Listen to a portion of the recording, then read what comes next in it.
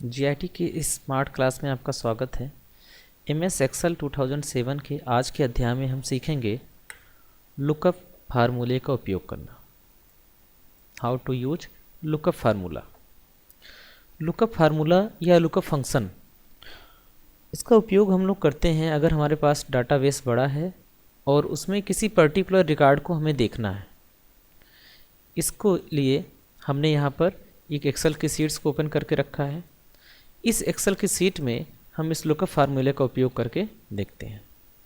सबसे पहले हमने ये शीट बना दिया है जहाँ पर एम्प्लॉय के नाम, उनका एड्रेस का सिटी और उनकी सैलरी है। अब हमें अगर किसी पर्टिकुलर व्यक्ति की सिटी के बारे में जानकारी करना है या सैलरी के बारे में जानकारी करना है तो यहाँ पर हम लुकअप के फंक्शन का उपयोग करके बहुत ही आसानी से कर सकते हैं। देखिए यहाँ पर नंबर ऑफ़ आइटम्स बहुत कम है, मीन्स टोटल 12 एम्प्लॉयों की लिस्ट है। लेकिन अगर सोचिए कि एक कंपनी में 1000 एम्प्लॉय हैं और 1000 एम्प्लॉय में से किसी पर्टिकुलर एम्प्लॉय का शहर जानना हो तो हमें क्या करना पड़ेगा, हम पूरी सेल्स को सेलेक्ट करेंगे, उसमें एक एक को फ़िल्टर करके हमें सर्च करना होगा। इससे क्या है, सिर्फ हम एम्प्लॉय का नाम टाइप करें, उसका सिटी, उसका सैलरी, सारा डिटेल हमारे सामने अपने आप आ जाएगा। चलिए देखते हैं कैसे। सबसे पहले जिस बंदे की सैलरी हमें जाननी है उस बंदे का नाम हमने यहाँ पर टाइप कर दिया और सिटी के कॉलम पे क्लिक करके हम इफेक्ट्स में आते हैं और इंसर्ट फंक्शन से लुकअप को सिलेक्ट करते हैं। अगर लुकअप आपको यहाँ पर नहीं दिखाई देगा तो आप सर्च के बॉक्स में भी लुकअप को लिख कर सर्च कर सकते हैं। हमने गो किया, ये लुकअप हमारा आ गया।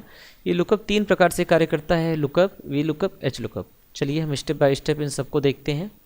सबसे पहले सिंपल जो हमारा लुकअप है, लुकअप को हमने सेलेक्ट कर लिया, ओके के बटन पर क्लिक किया। ये फंक्शन भी 2 प्रकार से काम कर रहा है, तो सबसे पहले हम ऊपर वाले फंक्शन को सेलेक्ट करके ओके के बटन पर क्लिक करते हैं।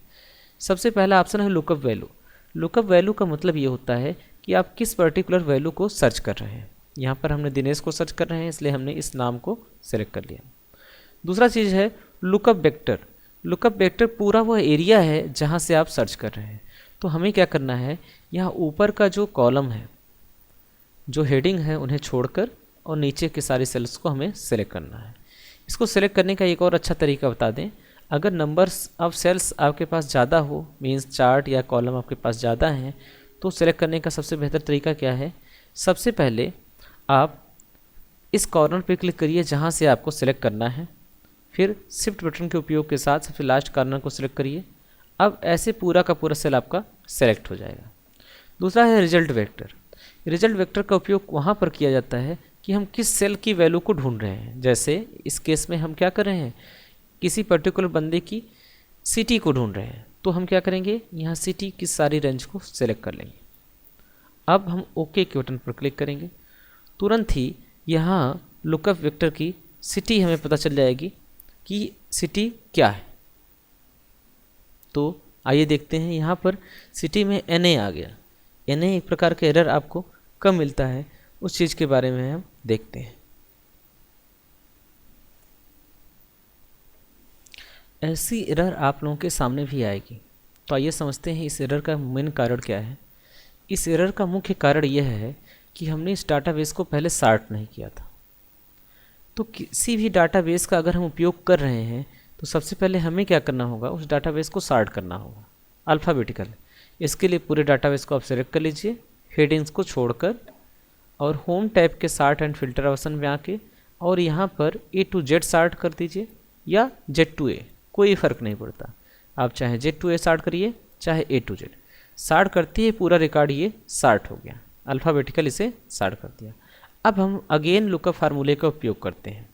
आपको यहाँ इक्वल टू लिखना है, L डबल, ये हमने लुकअप लगा दिया। लुकअप के बाद हमने क्लिक किया, यहाँ पर हमसे पूछ रहा है लुकअप वैल्यू, किस वैल्यू को आप सर्च करना चाहते हैं, वो हमने यहाँ से क्लिक कर दिया।